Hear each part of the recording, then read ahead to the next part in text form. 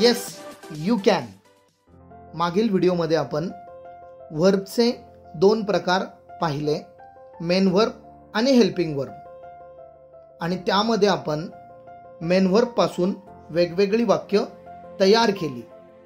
या व्हिडिओमध्ये आपल्याला helping verbs am, is, are, was, were यांपासून वेगवेगळी वाक्य कशी तयार करायची हे समजून घ्यायचे आहे. एम, इज, आर ही बी या प्रायमरी ऑक्झिलरीची वर्तमान काळातील रूपे आहेत. त्यांचा अर्थ आहे, आहेत असा होतो. आणि वॉज, वेअर ही बी या प्रायमरी ऑक्झिलरीची भूतकाळातील रूपे आहेत. त्यांचा अर्थ होता, होती, होते असा होतो. सर्वप्रथम आपण am, is, are, was, were या सहाय्यकारी क्रियापदांचा वापर मुख्य क्रियापद म्हणून कसा करतात हे समजून घेणार आहोत. For example, I am a student या उदाहरणामध्ये आय हे प्रोनाउन आहे आणि ते सब्जेक्ट पण आहे, कारण ते वाक्याच्या सुरुवातीला आलेले आहे. त्यानंतर एम हे हेल्पिंग वर्ब आहे आणि अ स्टुडंट हे नाउन आहे, पण ते ऑब्जेक्ट होणार नाही, कारण या उदाहरणामध्ये मेन वर्ब नाही. लक्षात ठेवा, बहुतांश करून मेन वर्ब नंतरच ऑब्जेक्ट येते किंवा मेन वर्ब नंतर जे नाउन येते ते ऑब्जेक्ट असते. आता या एक्झाम्पलमध्ये एम हे हेल्पिंग वर्ब आहे आणि तेच मेन वर्ब म्हणून आलेले आहे. या वाक्याचा अर्थ असा आहे की मी विद्यार्थी आहे, म्हणजेच एमचा अर्थ आहे असा होतो. Next example, he is my friend he subject की जे प्रोनाउन आहे, is helping verb, my friend noun. मागील एक्झाम्पलमध्ये सांगितल्याप्रमाणे हेल्पिंग वर्ब नंतर जे नाउन येते ते ऑब्जेक्ट होत नाही. या एक्झाम्पलमध्ये मेन वर्ब नाही, म्हणून इज हे हेल्पिंग वर्ब मेन वर्ब म्हणून कार्य करते. Next example, you are lucky you subject, are helping verb, lucky adjective. आता इथं नाउन नाही तर ॲडजेक्टिव्ह आलेले आहे आणि आर हे हेल्पिंग वर्ब मेन वर्ब म्हणून कार्य करते. या एक्झाम्पलमध्ये दुसरे कोणतेही मेन वर्ब नाही. याचा अर्थ आहे तू नशीबवान आहेस. आता आपण वॉज, वेअर पासून वाक्य कशी तयार होतात ते पाहूया. वैभव वॉज ॲन ऑफिसर. वैभव हे नाउन आहे आणि सुरुवातीला आलंय म्हणून ते सब्जेक्ट आहे. Was helping verb, an officer noun. Was नंतर कोणतेही मेन वर्ब आलेले नाही. वॉज हेच मेन वर्ब सारखे कार्य करत आहे. वाक्याचा अर्थ वैभव अधिकारी होता. येथे वॉज आणि वेअरचा अर्थ होता, होती, होते असा घ्यावा लागेल. Next example, they were thirsty. They subject, were helping verb, thirsty adjective. ते तहानलेले होते.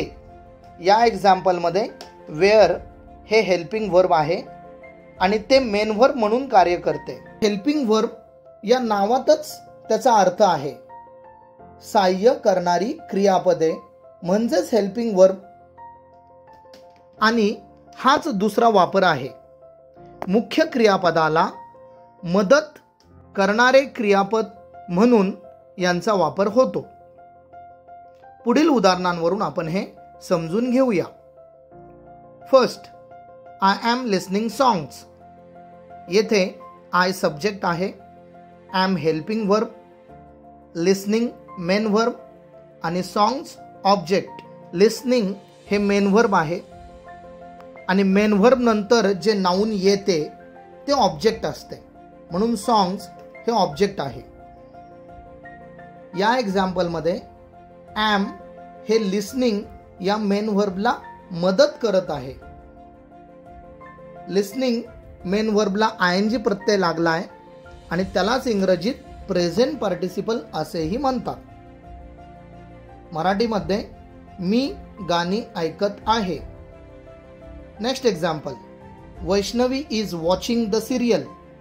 येथे Vaishnavi subject, is helping verb, watching main verb, the serial object. Is helping verb हे वॉचिंग या मेन व्हर्बला मदत करत आहे. मराठीमध्ये वैष्णवी मालिका पाहत आहे. Next example, birds are singing melodiously. Birds subject, are helping verb, singing main verb, melodiously adverb. इथं ऑब्जेक्ट न येता ॲडव्हर्ब आलेले आहे. आर हेल्पिंग व्हर्ब हे सिंगिंग या मेन व्हर्बला मदत करत आहे. मराठीमध्ये पक्षी मंजुळपणे गात आहेत. आता आपण वॉज वेअरची उदाहरणे पाहूयात. Kids were playing hide and seek. Kids subject, were helping verb, playing main verb, hide and seek object. Were helping verb playing या मेन व्हर्बला मदत करत आहे. मराठीमध्ये लहान मुले लपंडाव खेळत होती. या एक्झाम्पलमध्ये वॉज वेअरचा अर्थ होता, होती, होते असा होतो. या उदाहरणांवरून तुमच्या लक्षात येईल की am, is, are, was were यानंतर मेन व्हर्बचे प्रेझेंट पार्टिसिपल येते आणि ते कंटिन्युअस टेन्स किंवा प्रोग्रेसिव्ह टेन्समध्ये वापरले जाते. या व्यतिरिक्त ॲम, इज, आर, वॉज वेअरचा वापर मेन व्हर्बला मदत करण्यासाठी केला जातो. तो पुढील उदाहरणांवरून तुमच्या लक्षात येईल. First example, I am inspired by your work. येथे ॲम हे हेल्पिंग व्हर्ब आहे आणि इन्स्पायर्ड हे मेन व्हर्ब आहे. पण मागील उदाहरणांप्रमाणे इन्स्पायर चे प्रेझेंट पार्टिसिपल नाहीये. इन्स्पायर्ड हे पास्ट पार्टिसिपल आहे, म्हणजेच व्हर्बचे तिसरे रूप वापरलेले आहे. याचा अर्थ मी तुझ्या कामाने प्रेरित झालो आहे. Next example, this project is made by Pranav. येथे is helping verb, made past participle म्हणजेच क्रियापदाचे तिसरे रूप. मराठीमध्ये हा प्रकल्प प्रणवने तयार केला आहे. Next example, patients are treated properly by the doctor. येथे आर हेल्पिंग वर्ब आणि ट्रीटेड पास्ट पार्टिसिपल म्हणजेच वर्बचे तिसरे रूप. मराठीमध्ये रुग्णांना डॉक्टरकडून योग्य वागणूक मिळते किंवा ट्रीटमेंट मिळते. आता आपण वॉज वेअरची उदाहरणे पाहूया. The vegetables were brought by Nikhil. येथे were helping verb, brought past participle म्हणजेच वर्बचे तिसरे रूप. मराठीमध्ये निखिलने पालेभाज्या आणल्या होत्या. Next example, the message was seen by her. Was helping verb, seen past participle.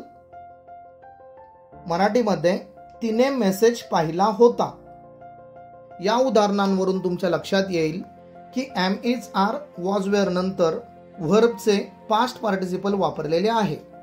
थोडक्यात या हेल्पिंग व्हर्बचा पहिला वापर एकतर मुख्य क्रियापद म्हणून होतो ज्या वेळेला मुख्य क्रियापद नसते, आणि या हेल्पिंग व्हर्बचा वापर करताना मेन व्हर्बचे एकतर प्रेझेंट पार्टिसिपल येते किंवा पास्ट पार्टिसिपल येते.